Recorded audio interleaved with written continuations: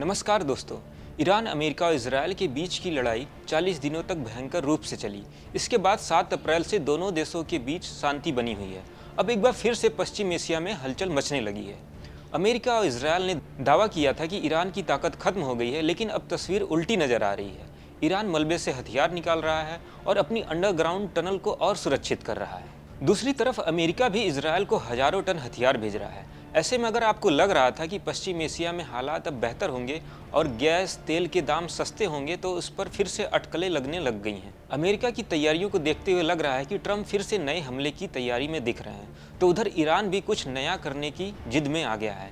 आइए इस बारे में विस्तार से आपको समझाते हैं। अमेरिका ने इजरायल को भेजा हथियार। दोस्तों, बीते 24 घंटे में अमेरिका ने इजरायल को करीब 6500 टन हथियार और सैन्य सामान भेजा है। इसमें हवाई हमलों की गोले बारूद, सैन्य ट्रक, हैवी मिलिट्री वाहन सब शामिल हैं। यहाँ आपको बता दें, 28 फरवरी से अब तक कुल 1,15,600 टन से ज़्यादा सैन्य हथियार अमेरिका ने इजरायल को भेजा है। कार्गो जहाज़ों और विमानों से ये सब सामान वहाँ यानी कि इजरायल भेजा जा रहा है। मतलब साफ है कि अमेरिका इजरायल के हाथ पूरी तरीके से मजबूत कर रहा है। अगर फिर से लड़ाई शुरू हुई तो इजरायल इस बार ज़्यादा मजबूत दिखेगा। ट्रंप को सुझाया गया हाइपरसोनिक मिसाइल हमला।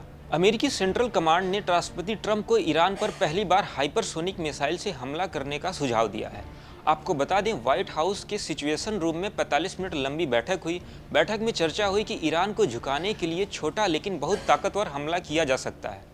इसमें ईरान के सैन्य ठिकानों के साथ साथ कुछ बुनियादी सैन्य ढांचों को भी निशाना बनाया जा सकता है। इसके अलावा अमेरिका होर्मुज स्ट्रेट के कुछ हिस्सों पर कब्जा करने की तैयारी में भी है। वह इस रास्ते को खोलकर जहाज़ों का रूट साफ करेगा। इसके अलावा युद्ध होने का सबसे बड़ा कारण ईरान का संवर्धित यूरेनियम स्टॉक है। उस पर स्पेशल ऑपरेशन करने की भी प्लानिंग अमेरिका की हो रही है। ईरान मलबे से हथियार निकाल रहा है। दोस्तों, अमेरिकी मीडिया रिपोर्ट्स के मुताबिक ईरान ने वो सब हथियार फिर से बाहर निकाल लिए हैं जो भूमिगत बंकरों में दबे थे। जिन जगहों को अमेरिका इजरायल ने पूरी तरह तबाह कर दिया था, वहां से ईरान अब ड्रोन और मिसाइलें दोबारा तैयार कर रहा है। ये कोई छोटी बात नहीं है। ईरान युद्ध विराम का फायदा उठाकर अपनी ताकत को फिर से जल्दी मजबूत कर रहा है। यहाँ ईरान का मकसद साफ है, अगर फिर जंग हुई तो वह तुरंत जवाबी हमला शुरू कर देगा। तेहरान में एयर डिफेंस सिस्टम सक्रिय। अमेरिका की गतिविधियों को देखते हुए ईरान ने तेहरान में अचानक एयर डिफेंस सिस्टम चालू कर दिया है।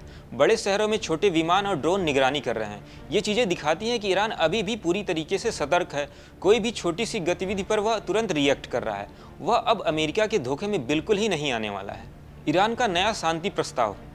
दोस्तों, अच्छी खबर यह है कि ईरान युद्ध नहीं चाहता। उसने पाकिस्तान के जरिए अमेरिका को नया शांति प्रस्ताव भेजा है। इस प्रस्ताव का मुद्दा होर्मुज स्ट्रेट में समुद्री मार्गों को फिर से सामान्य करना है। बता दें, पाकिस्तान दोनों देशों के बीच मध्यस्थता की भूमिका निभा रहा है। ईरान के विदेश मंत्रालय के प्रवक्ता इस्माइल बघाई ने कहा, उनका सबसे बड़ा लक्ष्य युद्ध को खत्म करना और लंबे समय तक शांति कायम करना है। ईरान कह रहा है बातचीत से हालात सुधार लेंगे, लेकिन अमेरिका का रुख अभी भी सख्त है। ट्रंप इस प्रस्ताव को आसानी से मानने वाले नहीं दिख रहे हैं। तेल की कीमतें गिरी। दोस्तों, जब ये खबर आई कि ईरान शांति प्रस्ताव भेज रहा है, तो अंतर्राष्ट्रीय बाजार में तेल की कीमतें गिरकर $109 प्रति बैरल तक आ गई। मतलब बाजार को उम्मीद है कि जंग फिर से शुरू न हो। लेकिन सच्चाई ये है कि दोनों तरफ से तैयारियां अभी भी चल रही हैं। अमेरिकी कांग्रेस में युद्ध मंजूरी का प्रस्ताव टला। दोस्तों, अमेरिका में एक कानून है, वार पावर एक्ट। इसके तहत राष्ट्रपति को 60 दिन से ज़्यादा युद्ध जारी रखने के लिए कांग्रेस की मंजूरी लेनी पड़ती है। ये समय सीमा अब खत्म होने वाली है, लेकिन ट्रंप ने कहा युद्ध विराम हो गया है, इसलिए 60 दिन की गिनती अभी रुकी हुई है।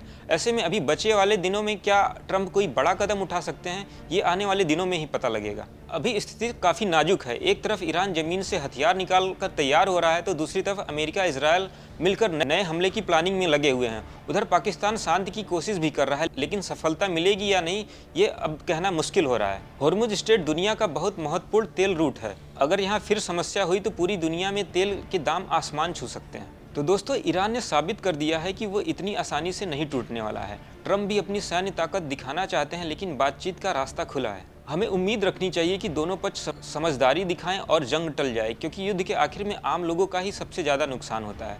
आपको क्या लगता है, क्या फिर से जंग होगी या बातचीत से मामला सुलझा लिया जाएगा? कमेंट में अपनी राय जरूर दें। वीडियो अच्छा लगे तो लाइक करें, शेयर करें और चैनल को सब्सक्राइब करना ना भूलें। ऐसी ही और जानकारी के लिए देखते रहें दैनिक जागरण।